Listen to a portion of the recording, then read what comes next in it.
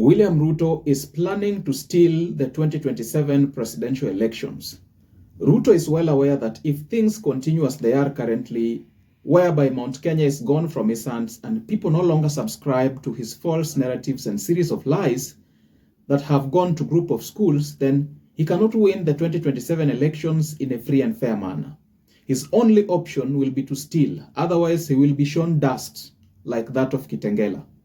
In this video, I want us to look at how two of William Ruto's secret plans to steal the 2027 presidential elections has been badly exposed, and what this means for IEBC and what must be done to ensure that William Ruto does not use the instruments of power to install himself as president come 2027. And without any further ado, let's get into it. Number one, William Ruto has sponsored a bill at the Senate that seeks to block the live broadcasting of the presidential election results.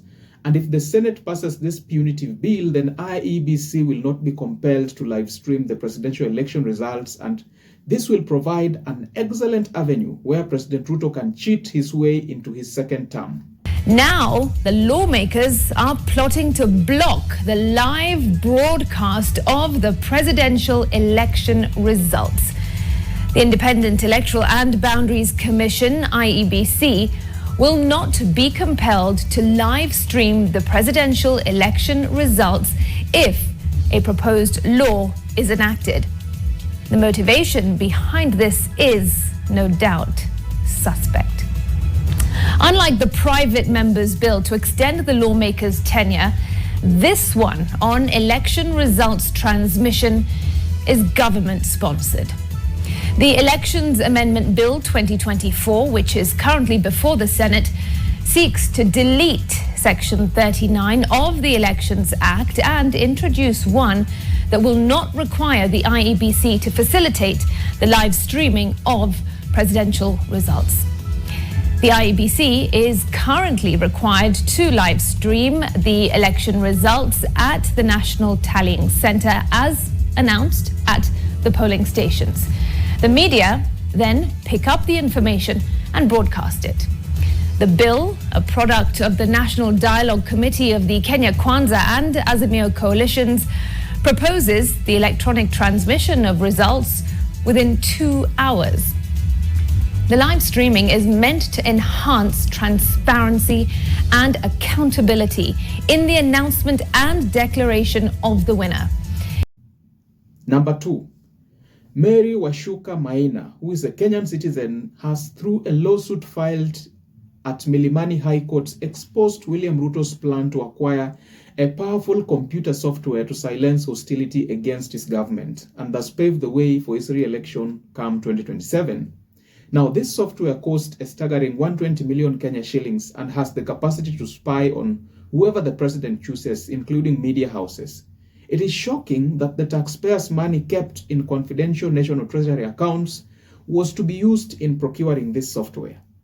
Court documents have revealed that the software has the capacity to conduct searches on journalists and media houses, and this would enable President William Ruto to produce and disseminate information that will neutralize the credibility and independence of the Kenyan media.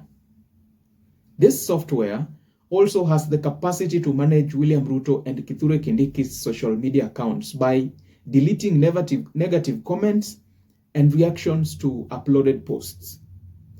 2 close aides of William Ruto and other 4 senior government officials have been sued by Mary Maina for their failure to reach an agreement with the software owner, thus leading to a breach of contract in which Mary Maina was involved. This is just but a snapshot of how far William Ruto can go to secure his second term.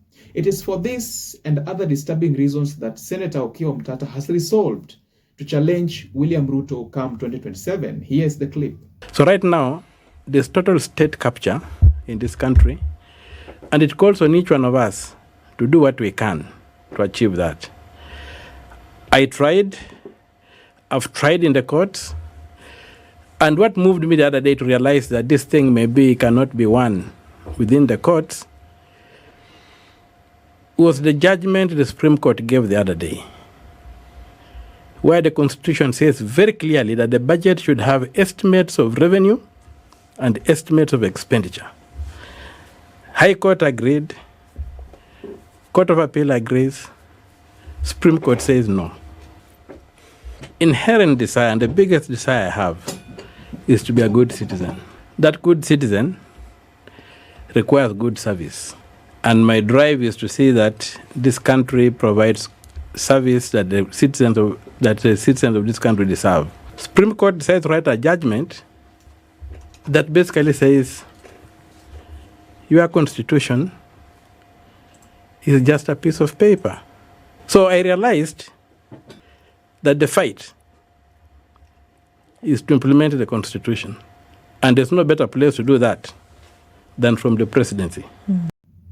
The only thing that William Ruto can do right now is to plan again how he can steal the elections, because he has been rejected in the Mount Kenya.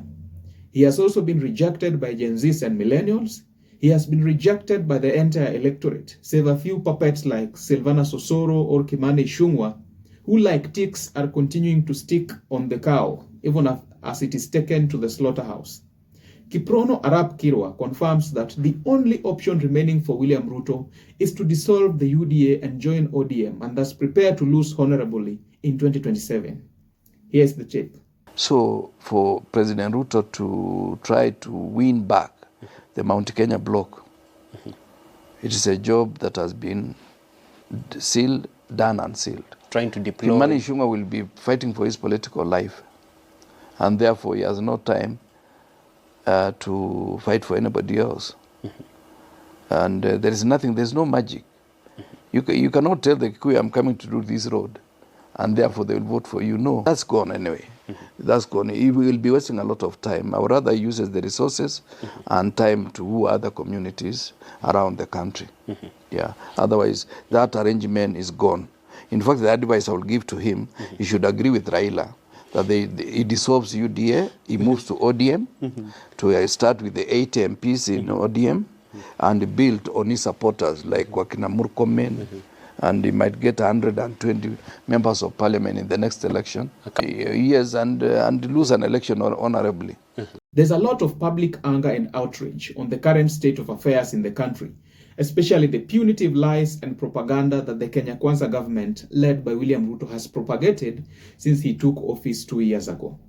Trans Nzoia Governor George Natembeya has expressed his displeasure with the current state of affairs in William Ruto's government and has vowed to run for president once he has successfully served the people of Trans Nzoia.